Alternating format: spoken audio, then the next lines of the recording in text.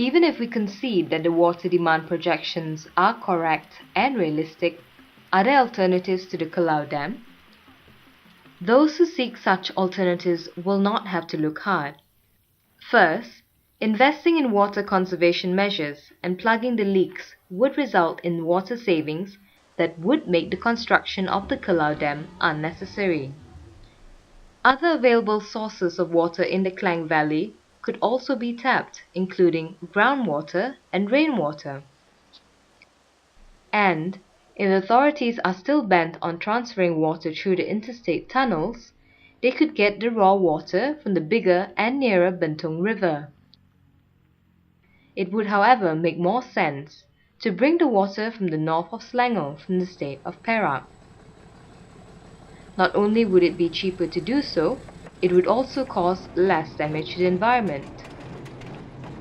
For one, there is no need to tunnel through the main range, as the pipeline can follow the existing railway track. Besides, the Perak government has already made known its willingness to supply such water if needed. These alternatives were not considered, and this violates the guidelines of the World Commission on Dams, WCD, and those of the Japan Bank for International Cooperation, JBIC. These guidelines require that there be adequate consideration of alternative options prior to a decision on funding any particular project. The guidelines also require that the assessment of options be based on a full and comprehensive analysis of people's needs for water. Such an assessment has clearly not been done.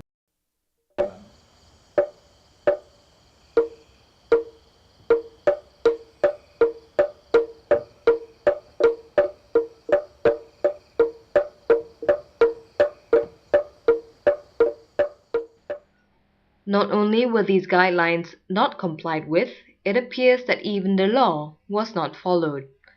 Under Malaysian law, the project requires an EIA, or Environmental Impact Assessment, to be undertaken.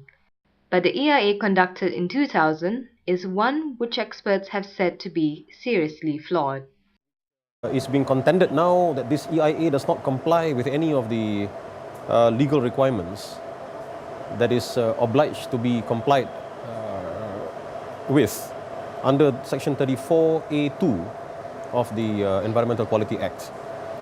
This is possibly the reason why we cannot ascertain from the Department of Environment when, if ever, it had formally approved the EIA for the Kelau Dam.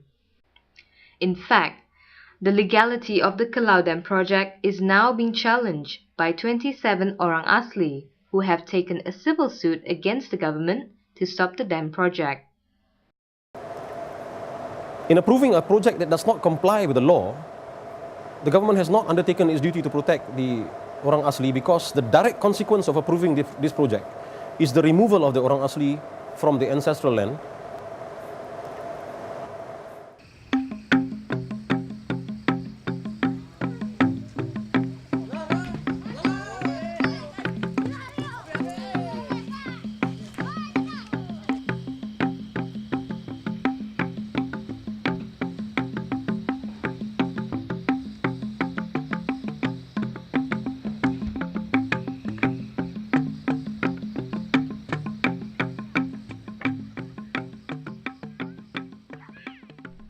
Putting the issues of legality aside, the content of the EIA itself has been criticized. From a legal point of view, we are satisfied, absolutely satisfied. Otherwise, we would not commence this action. We are absolutely satisfied that looking at the substance of the EIA itself, it is a shoddy job. It is a shoddy job, and I will not use any term that is less kind, because that's what it is. It does not comply with anything closely resembling what the Environmental Quality Act requires. Indeed, the Orang Asli component of the EIA was poorly done. For example, the EIA claims that the Temuans appear to have no strong emotional attachment over the burial ground and the dead.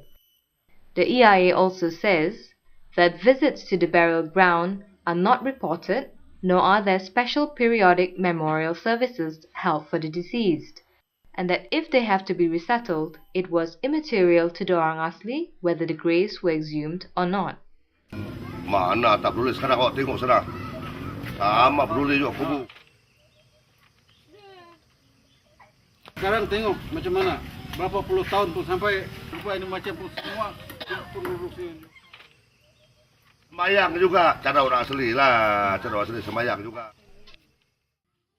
The EIA also concluded that there were 38 Muslim households among the orang asli, on the assumption that having a bin or binti in their names automatically meant that they were Muslims. This assumption is inaccurate.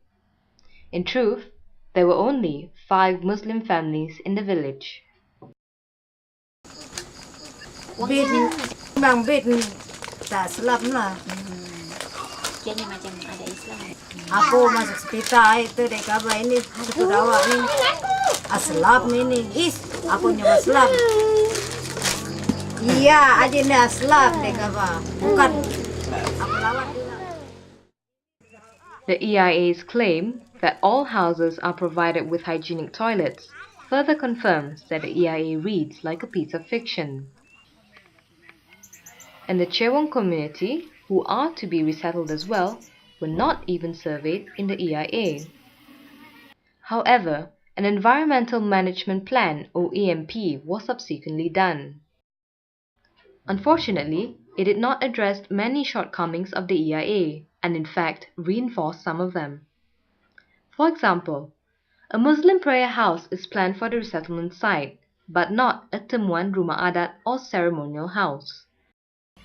This is despite the EMP recognizing that 93% of the Temuans still practice their own religion.